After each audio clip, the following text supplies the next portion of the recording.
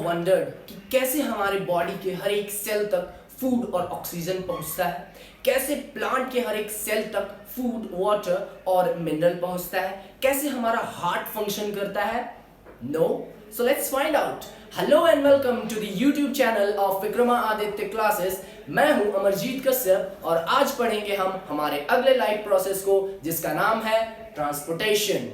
So let's get started without wasting a single time. Let's get into the content of this video. इस video में हम क्या क्या पढ़ने वाले हैं? तो इस वीडियो में हम पढ़ने वाले हैं transportation in animals, that is human के रिस्पेक्ट में, और इसके अंदर हम पढ़ेंगे human circulatory system, mechanism of circulation, human heart, और साथ ही साथ हम पढ़ेंगे ट्रांसपोर्टेशन इन प्लांट्स और समझेंगे कि कैसे जाइलम और फ्लोएम प्लांट के हर एक सेल तक फूड, वाटर एंड मिनरल को पहुंचाता है। So let's get started. My dear students, we all know कि हमारा बॉडी बहुत सारे सेल से मिलकर बना है और हर एक सेल को फूड और ऑक्सीजन चाहिए, है ना? तो कैसे ये फूड और ऑक्सीजन हर एक सेल तक पहुंचता है? तो ये जिम्मेदारी भगवान ने हमारे सर्कुलेटरी सिस्टम को दिया है ना? तो it is the responsibility of human circulatory system to provide food and oxygen to each and every cell of our body, है ना? तो ह्यूमन सर्कुलेटरी सिस्टम को हम डील करेंगे और देखेंगे कि किस तरह से हमारा ह्यूमन सर्कुलेशन सिस्टम हर एक सेल तक फूड और ऑक्सीजन को पहुंचाता है ना? तो ह्यूमन सर्कुलेटरी सिस्टम बेसिकली होता क्या है ये, है ना? इट इज अ पाथवे, है ना? एक सिस्टम है जिसके तहत हमारी बॉडी के हर एक सेल को फूड और ऑक्सीजन सप्लाई किया जाता है। So human circulatory system is basically the system in which the food and oxygen is provided to each and every cell. So quickly get into the elements of this circulatory system, है ना? तो elements क्या क्या है हमारे circulatory system में, कौन कौन से ऑर्गन्स हम यूज करते हैं, हमारा बॉडी यूज करता है सर्कुलेटरी सिस्टम में, है ना? ताकि हमारा ब्लड सही तरीके से पहुंच सके हर एक सेल तक, है ना?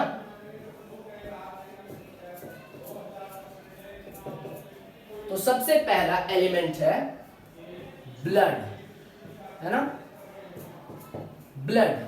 ब्लड के थ्रू ही हर एक फूड एलिमेंट और ऑक्सीजन हमारे सेल तक पहुंचता है। तो कुछ फीचर्स जानेंगे और थोड़े बहुत जानकारी हासिल करेंगे हम इन सारे एलिमेंट्स के बारे में, है ना?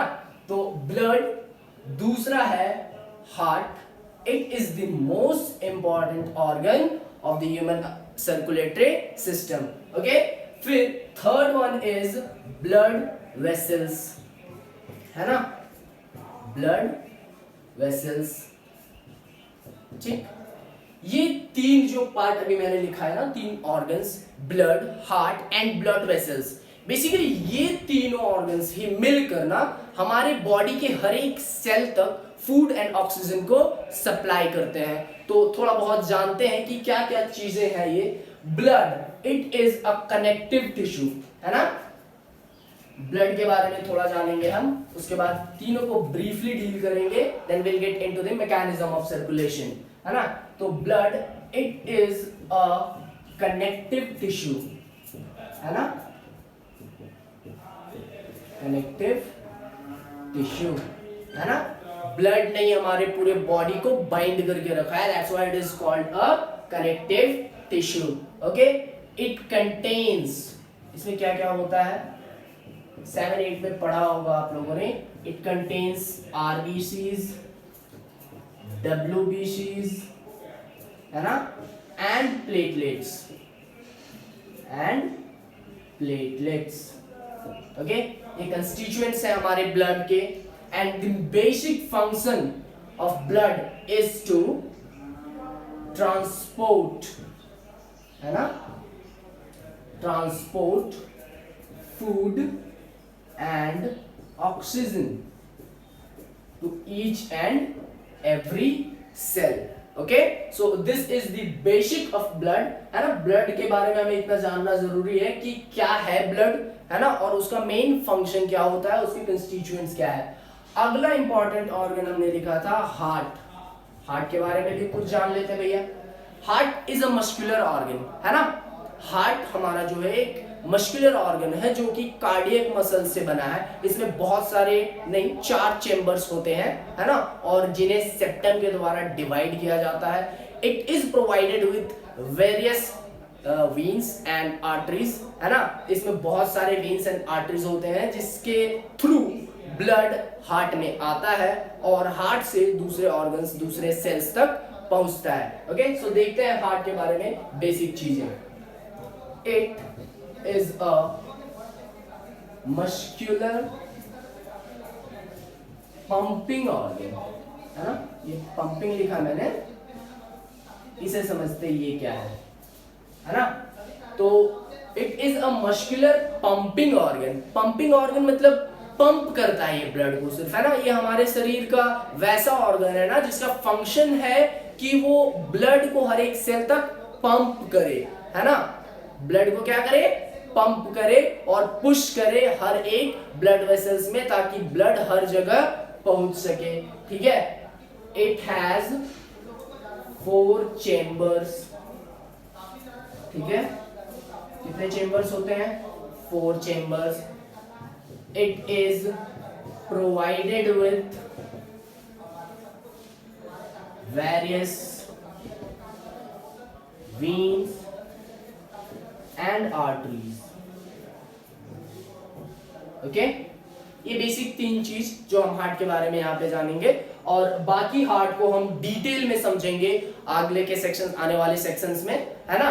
तो हमारा अगला जो एलिमेंट है सर्कुलेटरी सिस्टम का वो है ब्लड वेसल्स, ओके।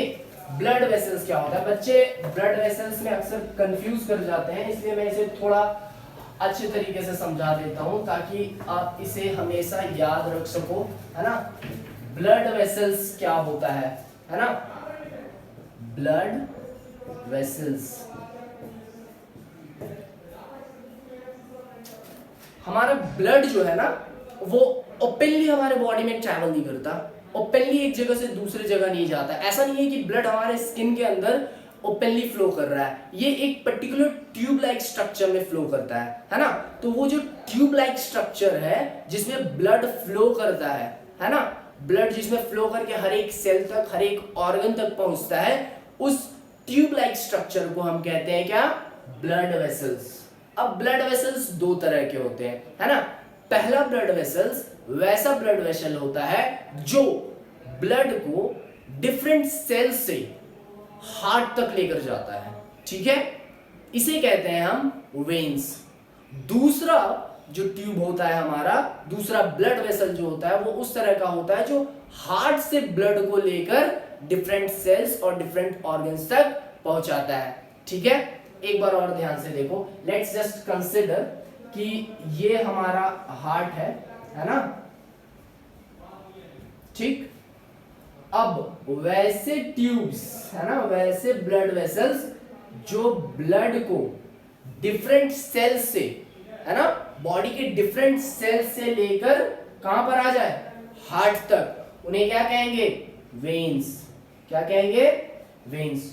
और वैसे ट्यूब्स, वैसे ब्लड वेसल्स जो ब्लड को हार्ट से लेकर कहां तक चले जाए? डिफरेंट सेल्स तक, डिफरेंट ऑर्गन्स तक चले जाए ब्लड को लेकर, वैसे वेसल्स को क्या कहते हैं? आर्टरीज, ठीक है। क्या कहेंगे? आर्टरी। अब यहाँ पे एक समझने वाली बात और क्या है, ये आर्टरीज जो है ना, ये आगे जाकर ना बहुत फाइन ट्यूब्स में डिवाइड हो जाते हैं, है ना। बहुत सारे फाइन ट्यूब में डिवाइड हो जाते हैं ताकि क्या कर सके ये हर एक सेल तक, सेल बहुत छोटा यूनिट होता है ना, ताकि हर एक सेल तक ब्लड को पहुंचा सके। इस वजह से ये आर्टरी ना हाइपर फाइन ट्यूब्स में चेंज हो जाते हैं। किसमें चेंज हो जाते हैं? हाइपर फाइन ट्यूब्स में, है ना, हाइपर फाइन ट्यूब्स। और इन्हीं हाइपर फाइन ट्यूब्स को क्या कहते हैं हम? कैपिलरीज, जिनका फंक्शन होता है कि हर एक सेल तक ब्लड को ड्रॉप करना, ठीक है।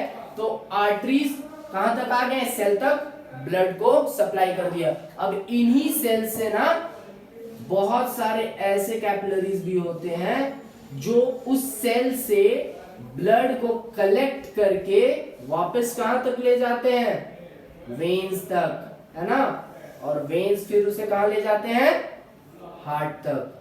ठीक है, तो भैया सीधा सीधा क्या समझा हमने, वैसे ब्लड वेसल्स जो डिफरेंट सेल्स से ब्लड को हार्ट तक लेकर जाए उसे कहते हैं हम वेन्स, और जो हार्ट से ब्लड को डिफरेंट सेल्स तक लेकर जाए उन्हें कहते हैं आर्टरी, है ना। तो इसका कुछ बेसिक डिफरेंस हम पढ़ लेंगे। ब्लड वेसल्स क्या होता है, blood vessels are tubes that carry blood. Okay, अब हम पढ़ेंगे आर्टरीज और वेन्स का डिफरेंस, है ना। टू टाइप्स इसके क्या होते हैं, पहला टाइप होता है इसका वेन्स, है ना, और दूसरा है इसका टाइप आर्टरीज। ओके, तो दोनों में बेसिक डिफरेंस हमने यहाँ पे बताया मैंने अभी आपको। तो वेन्स क्या करते हैं, carries blood, okay, carries blood from cells to heart. Okay, arteries क्या करते हैं, कैरीज ब्लड फ्रॉम कहां से कहां तक, हार्ट से डिफरेंट सेल्स तक। Okay, carries blood from heart to cells. Okay, ये कौन सा ब्लड कैरी करता है अपने साथ, यूजुअली और नहीं मोस्ट ऑफ द टाइम्स ये कैरी करता है अपने साथ डीऑक्सीजनेटेड ब्लड, है ना, डीऑक्सीजनेटेड ब्लड। ओके, या तो फिर इसे कह सकते हैं हम इम्प्योर ब्लड, है ना। और ये आर्टरीज कौन सा ब्लड को कैरी करता है अपने साथ, ये मोस्टली ऑक्सीजनेटेड ब्लड अपने साथ कैरी करता है। ओके, इसमें एक एक्सेप्शन है ना, जो आप फाइंड आउट करोगे और मुझे बताओगे कमेंट बॉक्स में। ओके, तो वेन्स कैरी करता है डीऑक्सीजनेटेड ब्लड और आर्टरीज कैरी करता है ऑक्सीजनेटेड ब्लड, है ना, जिसे इम्प्योर ब्लड और प्योर ब्लड भी कहते हैं। ठीक है, इसके वॉल्स जो होंगे ना वो थिन होंगे। ओके, इसके वॉल्स क्या होंगे, थिन होंगे, और इसके वॉल्स क्या होंगे, थिक होंगे, है ना। So this is all about the elements of circulatory system. कौन कौन से एलिमेंट्स है भैया, सबसे पहला एलिमेंट है ब्लड, वो क्या करता है, फूड और ऑक्सीजन को कैरी करता है अपने में डिसॉल्व करके। उसके बाद क्या है, हार्ट, हार्ट का मेजर फंक्शन है वो ब्लड को पंप करता है ना, पुश करता है डिफरेंट सेल्स तक। और तीसरा पार्ट है हमारा ब्लड वेसल्स। ओके, तो ब्लड वेसल्स का क्या काम है, वो ट्यूब लाइक स्ट्रक्चर्स होते हैं जो हर एक सेल तक ब्लड को पहुंचाते हैं। ओके, अब हम पढ़ेंगे ह्यूमन हार्ट को, है ना, ह्यूमन हार्ट के स्ट्रक्चर को हम डील करेंगे अच्छे से और देखेंगे कि इसका फंक्शनिंग कैसे होता है, कौन कौन से इसमें सेक्शंस होते हैं। सो this is the diagram of human heart. And हाँ, आपने जो बचपन से यूं दिल ड्रॉ किया था ना हार्ट, ऐसा हार्ट का डायग्राम बिल्कुल भी नहीं होता, और इसमें ये तो बिल्कुल भी नहीं होता। तो मेरे बच्चे इसे पूरी तरह से भूल जाओ, और हार्ट का डायग्राम ऐसा होता है ना। हार्ट हमारा कैसा दिखता है, इस तरह से दिखता है। और अब हम जानेंगे और समझेंगे कि ह्यूमन हार्ट में कौन कौन से पार्ट्स होते हैं, इसमें कौन कौन से ब्लड वेसल्स आते हैं जो ब्लड को कैरी करते हैं हार्ट तक and from heart to other cells, है ना, और क्या क्या इसका स्ट्रक्चर है ना। तो फटाफट देखते हैं कि क्या है ह्यूमन हार्ट का स्ट्रक्चर और कौन कौन से इसमें ऑर्गन्स होते हैं। सबसे पहले मैंने थोड़ी देर पहले बताया था आप सबों को कि human heart is a muscular organ, है ना, एक मस्कुलर ऑर्गन है which is made up of cardiac muscles, है ना। ये कार्डियक मसल से बना हुआ एक ऑर्गन है ना, जिसमें 4 चेंबर्स होते हैं, है ना, 1 2 3 एंड 4, ये 4 चेंबर्स है ना। इन चारों चेंबर्स के अलग अलग नाम है, ठीक है। ये टॉप मोस्ट पे ये वाला जो पहला चेंबर है इसे कहते हैं राइट एट्रियम। अब आप कहोगे कि सर ये तो राइट, इधर तो लेफ्ट है, तो इस बात को समझ लो थोड़ा। जब हम ह्यूमन एनाटॉमी को स्टडी करते हैं ना, तो हम अपने आप को यू कंसिडर करते हैं, है ना। तो this becomes our right and this becomes our left. या जब हम पेज पे या फिर कॉपी पे डायग्राम्स ड्रॉ करते हैं ना, तो we consider ourselves lying on that seat facing upwards. Okay, so basically यहाँ पे ये हमारा राइट होगा इस डायग्राम में और ये हमारा लेफ्ट होगा। तो इस हिसाब से हमारा ये जो फर्स्ट चेंबर है ये हो जाएगा क्या, राइट एट्रियम, और उसके नीचे वाला जो चेंबर है उसे कहते हैं वेंट्रिकल्स। तो ये क्या हो जाएगा, राइट वेंट्रिकल। ठीक है, इसके कॉरस्पॉन्डिंग में इस साइड वाला एट्रियम हो जाएगा लेफ्ट एट्रियम और ये वाला वेंट्रिकल क्या हो जाएगा, लेफ्ट वेंट्रिकल। ठीक है, ये दोनों वेंट्रिकल्स को, है ना, सेपरेट करता है एक पार्ट जिसे कहते हैं हम क्या, सेप्टम। ओके, और इन सब के बाद बहुत सारे ब्लड वेसल्स होते हैं ना, जो हार्ट तक ब्लड को लेकर आते हैं या फिर हार्ट से ब्लड को लेकर जाते हैं। ठीक है, तो सबसे पहला यहाँ पे जो दो वेसल्स हैं यहाँ पे, ये ब्लड को हार्ट तक लेकर आते हैं डिफरेंट सेल से, है ना। दो सेल होते हैं, दो ब्लड वेसल होते हैं यहाँ पे, जो बॉडी के डिफरेंट सेल से ब्लड को कैरी करके हार्ट तक लेकर आते हैं। और उन दो ब्लड वेसल्स का नाम क्या है, वेना कावा। क्या नाम है, वेना कावा। ये वेना कावा दो होते हैं, है ना, एक सुपीरियर वेना कावा, है ना, और दूसरा इंफीरियर वेना कावा, है ना। अब ये दोनों अलग अलग क्यों है, इनका काम क्या है।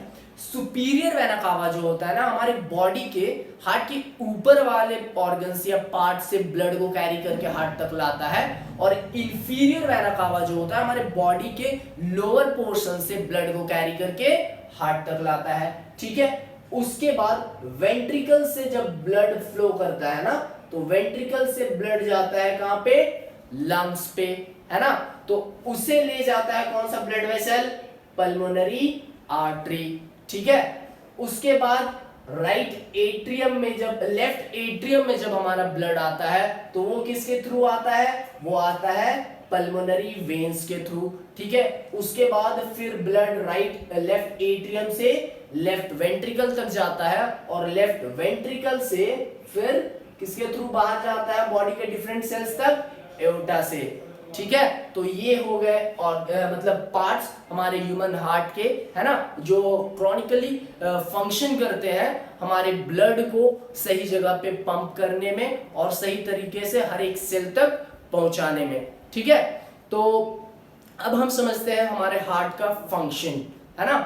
एक दफा मैंने क्लास 10 के बच्चे से पूछा था what is the function of our heart. उसने बड़ी कॉन्फिडेंटली बोला था कि the function of our heart is to purify blood. नहीं भैया, बिल्कुल भी नहीं। हार्ट का काम बिल्कुल भी नहीं होता है ब्लड का प्यूरिफिकेशन करना, है ना। इस बात को गांठ बांध लो, our heart does not purify the blood, है ना।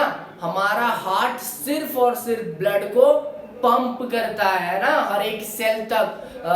मोटर है हमारे बॉडी का, आप कह लो सीधी सीधी तरह से, हमारा हार्ट जो है ना हमारे बॉडी का मोटर है। हम मोटर यूज करते हैं ना छत पर वाले टंकी में पानी चढ़ाने के लिए, उसी तरह हमारा हार्ट हमारी बॉडी का मोटर है जो हर एक सेल्स तक ब्लड को पहुंचाने के लिए उसे पंप करता है, पुश करता है। ओके, और प्यूरिफाई हमारे ब्लड को हार्ट बिल्कुल भी नहीं करता है, प्यूरिफिकेशन का काम लंग्स करता है। ठीक है, अभी देखेंगे जब हम मैकेनिज्म समझेंगे इस सर्कुलेशन का, है ना, कि किस तरह से सर्कुलेशन होता है, ब्लड कहां से आकर कहां जाता है, कहां उसका प्यूरिफिकेशन होता है और वो किस तरह से हमारे बॉडी के हर एक सेल्स तक पहुंचता है, उसे अभी हम समझेंगे। Okay, so this is the basic structure of our heart, है ना, जिसमें होते हैं 4 chambers, right and left atrium, right and left ventricles supported with vena cava, aorta, pulmonary artery, pulmonary veins, है ना,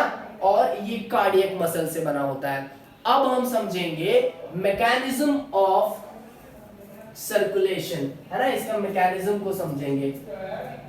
मैकेनिज्म में क्या समझेंगे हम भैया, इसमें हम देखेंगे कि हमारा हार्ट में ब्लड कहां से आता है, फिर वो हार्ट उसे कहां भेजता है, फिर क्या वो वापस हमारे हार्ट के पास आता है और फिर कैसे वो हर एक सेल तक पहुंचता है। ठीक है, इसे मैं एक मॉडल से समझाऊंगा आपको ताकि अच्छे से आपको समझ में आ जाए, उसके बाद फिर हम इसे हार्ट में कंसिडर करके समझेंगे। ठीक है, let's suppose this is our heart, है ना, मान लो ये हमारा हार्ट है। ठीक है, अब इसमें बहुत सारे अलग अलग ब्लड वेसल्स होते हैं, है ना। तो पूरे स्ट्रक्चर को समझते हैं, पूरे मैकेनिज्म को, कि कैसे ये पूरा फंक्शन होता है, कैसे हमारा ब्लड प्यूरिफाई होता है और कैसे वो बॉडी के हर एक सेल तक पहुंचता है। ठीक है, सबसे पहले भैया, है ना, सेल से, हमारे सेल से इम्प्योर ब्लड कहां तक आएगा, हार्ट तक, है ना। मतलब हर एक सेल तक जाता है ना, हमने पढ़ा था डाइजेशन और रेस्पिरेशन में कि हर एक सेल तक फूड और ऑक्सीजन पहुंचता है और वहां पे क्या होता है, उसे यूटिलाइज करके एनर्जी बनाया जाता है और वहां पे कार्बन डाइऑक्साइड रिलीज होता है। तो वो कार्बन डाइऑक्साइड हमारे ब्लड में मिल जाता है और वो ब्लड क्या हो जाता है, डीऑक्सीजनेटेड ब्लड हो जाता है, मतलब इम्प्योर ब्लड हो जाता है। तो हर एक सेल से ये डीऑक्सीजनेटेड ब्लड जो है वो कहां पहुंचेगा, हमारे हार्ट तक। ठीक है, अब हमारा हार्ट क्या करेगा, इस ब्लड को प्यूरिफाई करेगा? जी नहीं, बिल्कुल भी नहीं, इसे प्यूरिफाई नहीं करेगा, ये इसे पंप कर देगा। कहां पे पंप कर देगा, ये सेंड कर देगा हमारे ब्लड को हमारे लंग्स तक। कहां पे सेंड करेगा, लंग्स तक। लंग्स में प्यूरिफिकेशन होगा, ब्लड का प्यूरिफिकेशन हार्ट नहीं करता है हमारा, है ना। तो ये हार्ट क्या करेगा, जैसे इसके पास डीऑक्सीजनेटेड ब्लड आएगा, वो क्या करेगा, उस ब्लड को लंग्स के पास ट्रांसफर कर देगा, पंप कर देगा। लंग्स में ये ब्लड प्यूरिफाई हो जाएगा और प्यूरिफाई होके वापस कहां पे आएगा, वापस ये ब्लड आ जाएगा हमारे हार्ट के पास, है ना। तो भैया ये डीऑक्सीजनेटेड ब्लड लंग्स के पास पहुंचा और लंग्स ने उस डीऑक्सीजनेटेड ब्लड को प्यूरिफाई कर दिया और उसे ऑक्सीजनेटेड ब्लड बना दिया और ये ऑक्सीजनेटेड ब्लड वापस कहां पे आ गया, हार्ट में, है ना। अब हमारा हार्ट क्या करेगा, इसे फिर से पंप करेगा, है ना, और क्या करेगा, इस ऑक्सीजनेटेड प्योर ब्लड को वापस हर एक सेल तक पहुंचाएगा, है ना। क्या करेगा, वापस इस ऑक्सीजनेटेड ब्लड को हर एक सेल तक पहुंचाएगा। इसे फिर से समझो, है ना, कि पूरा मैकेनिज्म, पूरा सर्कल क्या होता है, किस तरह से ये पूरा ब्लड हमारे बॉडी में सर्कुलेट करता है। लेट्स कंसीडर कोई भी एक ऐसा सेल है हमारे बॉडी के हर एक सेल से जहां पे डीऑक्सीजनेटेड ब्लड हो जाता है, ब्लड डीऑक्सीजनेटेड हो जाता है, जहां पे कार्बन डाइऑक्साइड प्रोड्यूस होता है। तो हमारी बॉडी के हर एक सेल से, है ना, डीऑक्सीजनेटेड ब्लड को कैरी करके ब्लड वेसल्स कहां ले जाएंगे, हार्ट में।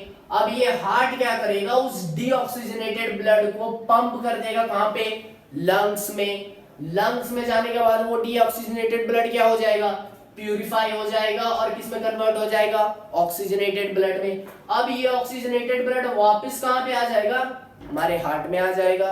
हार्ट फिर से क्या करेगा, हार्ट फिर से उसे पंप करेगा और बॉडी के डिफरेंट सेल्स तक क्या करेगा, पहुंचा देगा। सो this is the mechanism of human circulation. इसे डबल सर्कुलेशन भी कहते हैं। डबल सर्कुलेशन क्यों कहते हैं, देखो, क्योंकि यहाँ पे एक साइकिल लंग्स और हार्ट के बीच में हो रहा है ना, हार्ट से लंग्स, लंग्स से फिर हार्ट, है ना, और एक सर्कल यहाँ पे हो रहा है ना, हार्ट और सेल्स के बीच में, हार्ट से सेल और फिर सेल से हार्ट, है ना।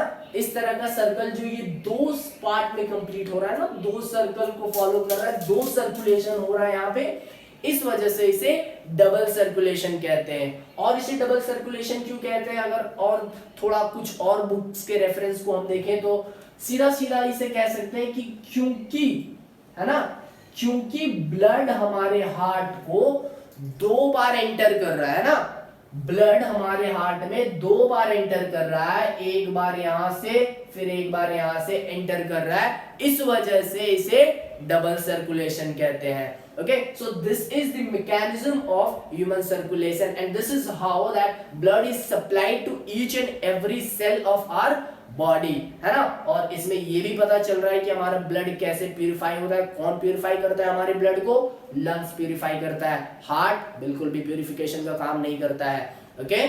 तो अब इस मैकेनिज्म को समझ लेने के बाद हम इसे और बेहतर तरीके से समझते हैं, है ना। हम इसे ह्यूमन हार्ट पे अप्लाई करते हैं और देखते हैं कि ब्लड कौन से ब्लड वेसल्स से हार्ट तक आता है, फिर कहाँ जाता है, उसके बाद वापस कैसे आता है, कौन से ब्लड वेसल से, और फिर वो सेल्स में कैसे डिस्ट्रीब्यूट होता है। इसी मैकेनिज्म को, है ना, सेल से हार्ट, हार्ट से लंग्स, लंग्स से वापस हार्ट और हार्ट से फिर सेल तक, इसी मैकेनिज्म को हम यहाँ पे अप्लाई करेंगे, है ना। देखेंगे कि ब्लड कैसे फ्लो कर रहा है और कैसे प्यूरिफाई होके डिफरेंट सेल्स तक जा रहा है। मैंने क्या बताया था, ये राइट एट्रियम तक ब्लड वेसल्स कौन से लेकर आते हैं ब्लड को, वेना कावा।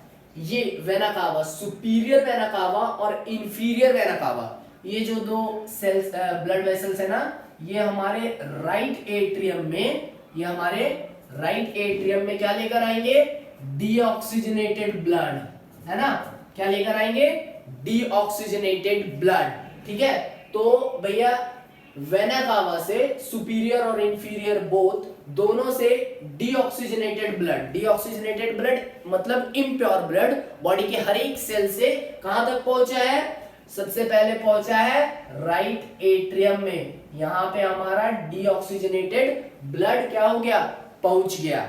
अब देखो यहां पे जब ब्लड पहुंचता है तो क्या होता है ना, इसके मैकेनिज्म को समझो। हमारा ये हार्ट जो है ना, बहुत जबरदस्त तरीके का फंक्शन होता है इसमें, है ना। इसमें एक एसए नोड होता है, ठीक है। क्या होता है, एसए नोड, ठीक है। इसका फंक्शन होता है एक्शन पोटेंशियल्स जनरेट करना। मतलब साधारण शब्द में कह दो, एक्शन पोटेंशियल का मतलब है करंट, है ना। करंट, ऐसा ऊर्जा प्रोड्यूस करना जिससे हमारा हार्ट कॉन्ट्रैक्ट कर सके, है ना।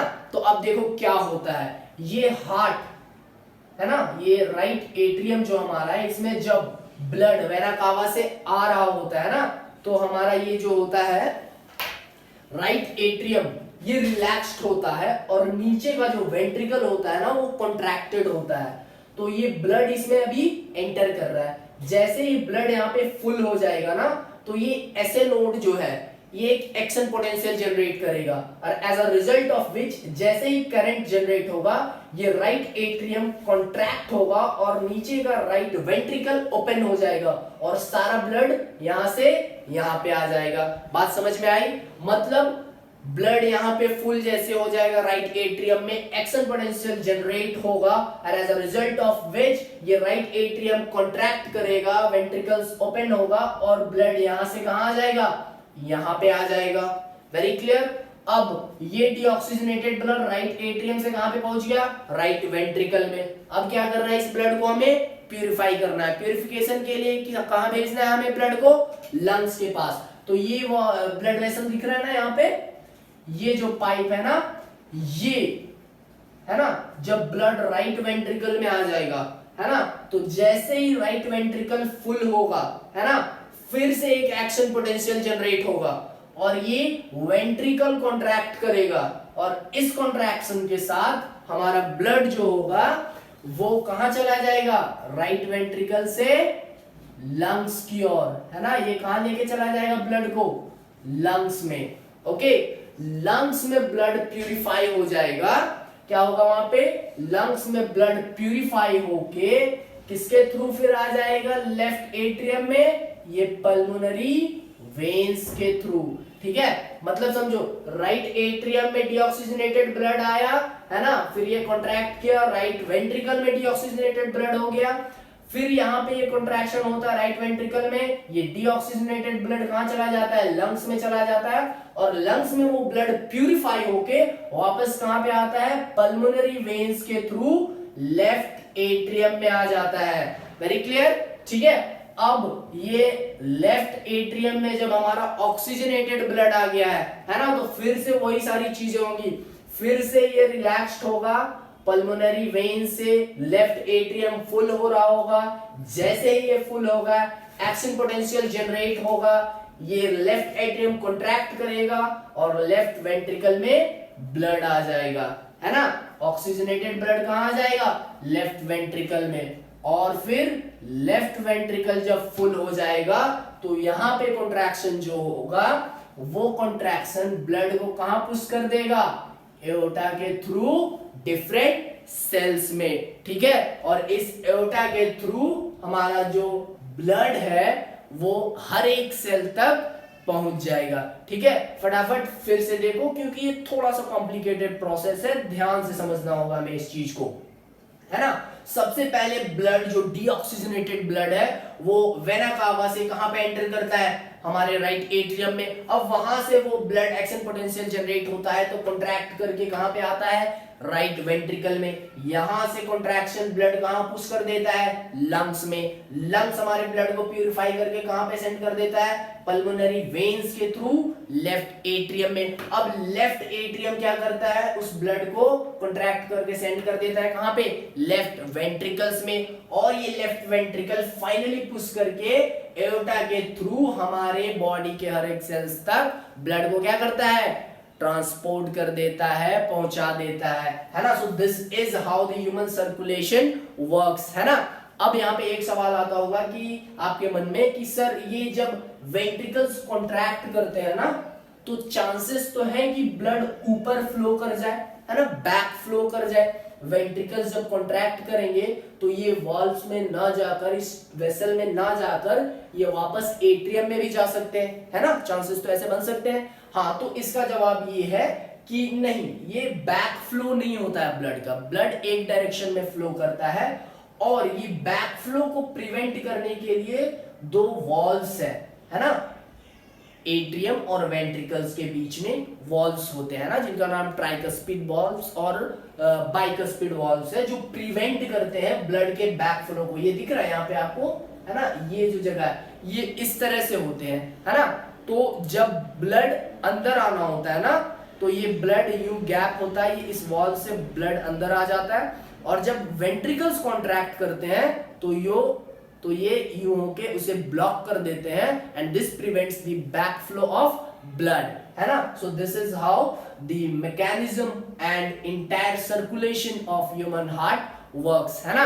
तो अब हम पढ़ेंगे ट्रांसपोर्टेशन इन प्लांट्स, मतलब हम समझेंगे कि प्लांट के हर एक सेल तक फूड, वाटर और मिनरल्स कैसे पहुंचते हैं, है ना। तो ट्रांसपोर्टेशन इन प्लांट्स, बेसिकली इसमें हम पढ़ेंगे दो चीजों का ट्रांसपोर्टेशन, है ना। ह्यूमंस में हमने पढ़ा था फूड एंड ऑक्सीजन का, प्लांट में दो चीजों का ट्रांसपोर्टेशन होता है, पहला वाटर एंड मिनरल्स, है ना, और दूसरा फूड का, ओके, जिसे सक्रोज के फॉर्म में ट्रांसफर किया जाता है, ठीक है, वेरी क्लियर। तो क्लास 9 में आप सबने ये पढ़ रखा होगा कि वाटर एंड मिनरल का ट्रांसपोर्टेशन जाइलम टिश्यूज करते हैं और फूड का ट्रांसपोर्टेशन फ्लोएम टिश्यूज करते हैं, ओके। अब वाटर एंड मिनरल का ट्रांसपोर्टेशन कैसा होता है, क्योंकि वाटर रूट से अब्सॉर्ब होता है तो ये अपवर्ड होता है हमेशा, है ना, अपवर्ड। और फूड, चूंकि फूड लीफ में बनता है ना, तो ये दोनों डायरेक्शन में करना होता है इसे, अपवर्ड भी और डाउनवर्ड डायरेक्शन में भी ट्रांसपोर्टेशन। तो दोनों के ट्रांसपोर्टेशन का अलग अलग मैकेनिज्म है, अलग अलग सिस्टम है, ओके। दोनों जो जाइलम और फ्लोएम टिश्यूज हैं उसे समझते हैं कि वो कैसे वर्क करते हैं और फूड, वाटर और मिनरल को कैसे वो ट्रांसपोर्ट करते हैं, ओके। तो जाइलम टिश्यूज कैसे ट्रांसपोर्ट करते हैं वाटर और मिनरल्स को, ये दो प्रोसेस के मदद से करते हैं, है ना, दो चीजें करते हैं। पहला रूट प्रोसेस के, रूट प्रेशर के सिस्टम से, है ना, रूट प्रेशर के वजह से वाटर और मिनरल को ट्रांसपोर्ट करते हैं। और दूसरा ट्रांसपिरेशन, है ना, ट्रांसपिरेशन के वजह से भी transportation of water and minerals in plants होता है ना। कैसे होता है ये सारी चीजें उसे समझते हैं हम। पहला रूट प्रेशर को समझते हैं, है ना। रूट प्रेशर, दो पार्ट में मैं बोर्ड को डिवाइड कर देता हूं ताकि एक साथ सारी चीजें डील कर सकूं, है ना। रूट प्रेशर में कैसे काम करता है, कैसे वाटर और मिनरल ट्रांसपोर्ट होता है, ओके। कंसीडर करो एक सिंपल सा रूट, कोई भी है ना, कोई भी रूट है, ये फंक्शन क्या होता है, इसे अब्सॉर्ब करना होता है। तो ये कैसे वाटर और मिनरल्स को अब्सॉर्ब करके ट्रांसपोर्ट करता है इसमें, है ना। तो यहाँ पे जो रूट है ना, ये अपना एटीपी खर्च करता है ना, एडिनोसिन ट्राइफॉस्फेट, जो उसकी एनर्जी होती है उसे खर्च करके क्या एब्सॉर्ब करता है, आयन से एब्सॉर्ब करता है। ये इसके अंदर भी वाटर और मिनरल्स हैं, है ना, इसके बाहर भी वाटर और मिनरल्स है ना। जैसे सॉइल के अंदर रूट होता है ना, तो सॉइल में तो बहुत सारा वाटर होता है, बहुत सारे मिनरल्स होते हैं, और उसे अब्सॉर्ब कर करके ये रूट के अंदर भी वाटर और मिनरल्स होते हैं, ठीक है। तो अब ये अब्सॉर्प्शन का काम कैसे होता है, वाटर का ट्रांसपोर्टेशन कैसे होता है वो समझेंगे। बाहर में भी वाटर और मिनरल्स है रूट के, अंदर में भी वाटर और मिनरल्स है ना। तो रूट यहाँ पे जो है ना, वो क्या करता है, अपना एक एटीपी खर्च करता है, एक नहीं बहुत सारी एटीपी खर्च करता है, और क्या करता है, आयंस को अब्सॉर्ब करता है सॉइल से। सॉइल से क्या अब्सॉर्ब करता है, आयंस को। इसे और आसानी से समझने के लिए आप कह सकते हैं मिनरल्स को अब्सॉर्ब करता है ना। क्या करता है ये रूट, एटीपी खर्च करके मिनरल्स को अब्सॉर्ब करता है, ठीक है। तो अब ये मिनरल्स और आयंस को अब्सॉर्ब कर लिया जैसे इसने, तो क्या हो गया, इसमें सॉल्यूट का कंसंट्रेशन बढ़ गया, इसमें आयंस का, है ना। तो यहाँ पे कंसंट्रेशन ज्यादा बढ़ गया है और यहाँ पे कम है। एज अ रिजल्ट क्या होगा, यहाँ पे वाटर जो है वो अंदर मूव करेगा। कैसे मूव करेगा, एंडोस्मोसिस के थ्रू, है ना। तो वाटर डायरेक्टली कहां पे चला जाएगा, रूट्स में, और फिर ये रूट से वाटर को अब्सॉर्ब कर लिया जाएगा, ठीक है। अब ट्रांसपिरेशन में वाटर का अब्सॉर्प्शन और ट्रांसपोर्टेशन कैसे होता है, इसे समझते हैं, है ना। ट्रांसपिरेशन यूजुअली हम जानते हैं कि वाटर के एक्सेस वाटर को जो इवेपोरेट करता है प्लांट, उस प्रोसेस को हम ट्रांसपिरेशन कहते हैं, है ना। पर ट्रांसपिरेशन भी कहीं ना कहीं हमारे प्लांट्स की में वाटर और मिनरल्स के ट्रांसपोर्टेशन में हेल्प करता है। कैसे, let's just consider a tree, है ना। इसमें बहुत सारे सेल्स है ना, जो कनेक्टेड है, एडजेसेंट है, एक दूसरे से जुड़े हुए हैं, है ना। और इन सारे सेल्स में क्या है, क्या है इन सारे सेल्स में, वाटर, है ना। ट्रांसपोर्टेशन हमें किसका पढ़ना है यहाँ पे, वाटर और मिनरल्स का। इस वाले सेल में, हर एक सेल में क्या है, वाटर मॉलिक्यूल्स है, ठीक है। अब पेड़ क्या कहता है, ट्रांसपिरेशन, जैसे ही ट्रांसपिरेशन करके ये सबसे ऊपर वाले सेल से वाटर इवेपोरेट करता है ना। तो जैसे ही ये वाटर यहां से हटता है, तो यहाँ पे क्या होता है, वाटर के लिए वैकेंसी बढ़ जाती है ना। मतलब यहाँ पे वाटर का कंसंट्रेशन घट जाता है, प्रेशर घट जाता है। As a result of which क्या होता है, ये नीचे वाला जो सेल होता है ना, इसका वाटर मॉलिक्यूल ऊपर वाले में चला जाता है। फिर यहाँ पे वाटर की वैकेंसी, यहाँ पे कंसंट्रेशन कम, तो उसके एडजेसेंट वाला आ जाएगा उसमें। इसी तरह कर करके हर एक सेल से दूसरे सेल तक वाटर मॉलिक्यूल्स ट्रांसपोर्ट होते हैं, और नीचे वाला सेल जब सबसे लास्ट वाला सेल में आ जाएगा, तो फिर वो डायरेक्टली कहां से अब्सॉर्ब कर लेगा, रूट से, है ना। So this is how the transportation of water and mineral takes place in plants, ठीक है। तो इस तरह से प्लांट्स में जाइलम टिश्यूज जो है ना, वो ट्रांसपोर्ट करते हैं वाटर और मिनरल्स को। अब बात करते हैं फूड की। फूड का ट्रांसपोर्टेशन कैसे होता है भैया, है ना। तो इसे समझो फटाफट, ये बन गया यहाँ पे पेड़ का खाना बन गया यहाँ पे, है ना। अब यहाँ पे फूड जो बन गया है ना, सुक्रोज, फूड किस फॉर्म में प्लांट बनाते हैं, सुक्रोज के फॉर्म में, है ना। तो ये सुक्रोज हर एक सेल तक कैसे पहुंचेगा वो देखते हैं। लेट्स जस्ट सपोज कि यहाँ पे कोई सेल है जहां फूड की जरूरत है ना। तो अब ये यहाँ पे जो फूड बना है लीफ में, वो यहाँ तक कैसे पहुंचेगा उसे देखते हैं। ओके, तो ये 3 स्टेप्स में होता है। ओके, नंबर 1, पहला स्टेप में सबसे पहले प्लांट क्या करता है ना, लीफ से जो फूड प्रिपेयर्ड है उसे नियर बाय फ्लोएम में ट्रांसपोर्ट कर देगा, है ना। कहां पे सेंड कर देगा, नियर बाय फ्लोएम में, है ना। अब यहाँ पे क्या हो गया, फूड आ गया, सुक्रोज आ गया ना, बहुत सारा प्लांट के लीफ में बना, पेड़ के लीफ में फूड, और वो फूड सबसे पहले कहां पे आ गया, फ्लोएम ट्यूब में। ठीक है, अब तो पहला स्टेप क्या है, transfer of food from leaf to nearby phloem tissue. Okay, ये पहला स्टेप हो गया। दूसरा स्टेप क्या होगा भैया, जैसे ही ये सुक्रोज फ्लोएम में पहुंचा ना, तो यहां पे इसका कंसंट्रेशन बढ़ गया बहुत ज्यादा, है ना। इसका कंसंट्रेशन क्या हो गया, बढ़ गया। तो अब इसके एडजेसेंट में जो जाइलम टिश्यूज है ना, जाइलम टिश्यूज जिसमें वाटर मॉलिक्यूल्स है बहुत सारे, है ना, तो ये क्या करेंगे, ये अपना वाटर मॉलिक्यूल्स को फ्लोएम टिश्यू में सेंड करेंगे, किससे, ऑस्मोसिस के थ्रू। ऑस्मोसिस होगा यहाँ पे, और यहाँ पे क्या आ जाएंगे, वाटर मॉलिक्यूल्स भी। ठीक है, तो क्या हो गया यहाँ पे, transfer of water from xylem to phloem, है ना, बाय ऑस्मोसिस। दूसरे स्टेप में ये हो गया, transfer of water from xylem to phloem. ठीक है, अब देखो क्या होता है, बड़ा इंटरेस्टिंग चीज यहाँ पे।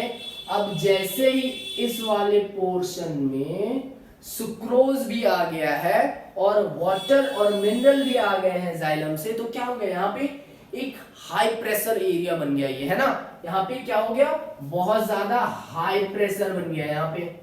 अब जहां पे फूड की जरूरत है वहां पे क्या है भैया, लो प्रेशर, है ना।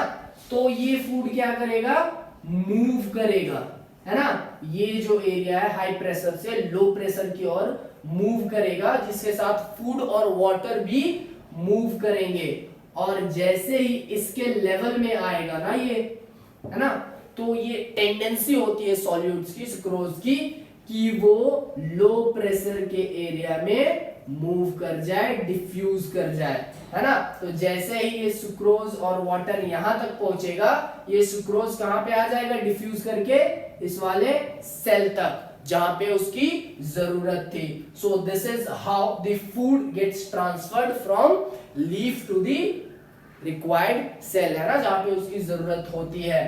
तो कैसे हुआ, सबसे पहले क्या हुआ, लीफ ने जो फूड प्रिपेयर किया उसे कहां सेंड कर दिया, फ्लोएम ट्यूब में, नियर बाय फ्लोएम ट्यूब में। अब नियर बाय फ्लोएम ट्यूब में कहां से वाटर आ गया, जाइलम से। जाइलम से जैसा ही वाटर आ गया, ये हाई प्रेशर एरिया बन गया, और इस हाई प्रेशर एरिया की वजह से क्या हुआ, ये मूव करना शुरू किया किधर, लो प्रेशर एरिया की तरफ, है ना, जहां पे फूड की जरूरत थी। और जैसे इस लो प्रेशर एरिया में ये पहुंचा, तो इसके पैरेलल आते ही ये जो सॉल्यूट्स थे इसमें सुक्रोज, वो डिफ्यूज करके कहां पे, उस सेल में जहां पे उसकी जरूरत थी। So this is how the transportation of water and minerals takes place in plants and the transportation of food takes place in plant. तो this is all about the transportation in humans as well as the transportation in plants. तो फटाफट एक recap देता हूं मैं कि क्या क्या पढ़ा हमने आज।